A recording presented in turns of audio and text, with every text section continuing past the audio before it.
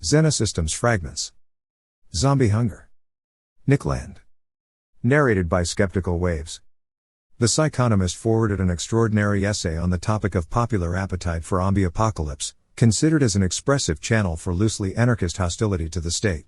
Given the failure of right-pole democratic initiatives to roll back, or even check, relentless government concentration and expansion, catastrophic solutions emerge as the sole alternative.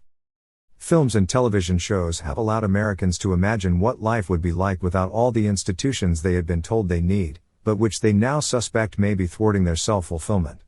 We are dealing with a wide variety of fantasies here, mainly in the horror or science fiction genres, but the pattern is quite consistent and striking, cutting across generic distinctions. In the television show Revolution, for example, some mysterious event causes all electrical devices around the world to cease functioning. The result is catastrophic and involves a huge loss of life, as airborne planes crash to Earth, for example. All social institutions dissolve, and people are forced to rely only on their personal survival skills. Governments around the world collapse, and the United States divides up into a number of smaller political units. This development runs contrary to everything we have been taught to believe about one nation, indivisible. Yet it is characteristic of almost all these shows that the federal government is among the first casualties of the apocalyptic event, and strange as it may at first sound, there is a strong element of wish fulfillment in this event. The thrust of these end-of-the-world scenarios is precisely for government to grow smaller or to disappear entirely. These shows seem to reflect a sense that government has grown too big and too remote from the concerns of ordinary citizens and unresponsive to their needs and demands. If Congress and the President are unable to shrink the size of government, perhaps a plague or cosmic catastrophe can do some real budget cutting for a change. The essay captures a critical dimension of disintegration within the reactionary camp, dividing those who seek to co-opt the cathedral Leviathan managerial elite to a more realistic, or tradition-tolerant, political philosophy, and those who, far more numerously and inarticulately, are invested in the hard death of the regime.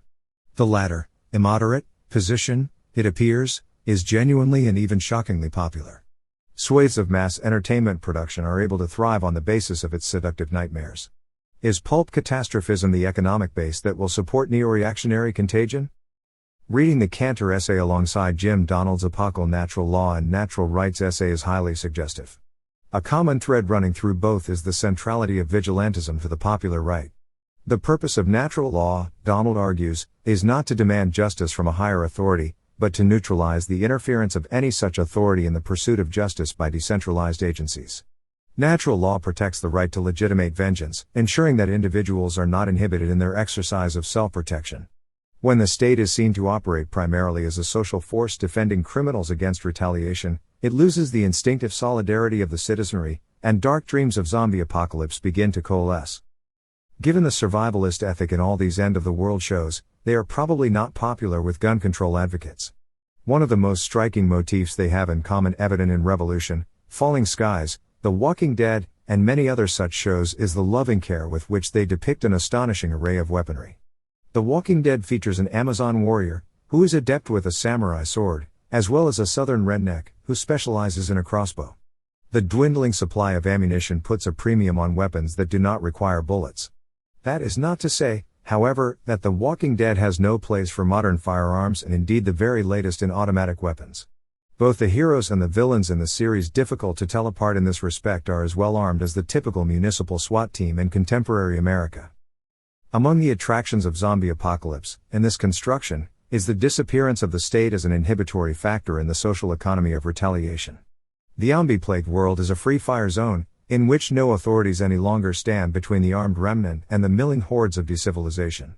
Whatever the odds of the fight to come, the right to vigilante and counter-revolutionary violence has been unambiguously restored, and this is deeply appreciated, by opaque popular impulse, as a return to natural order.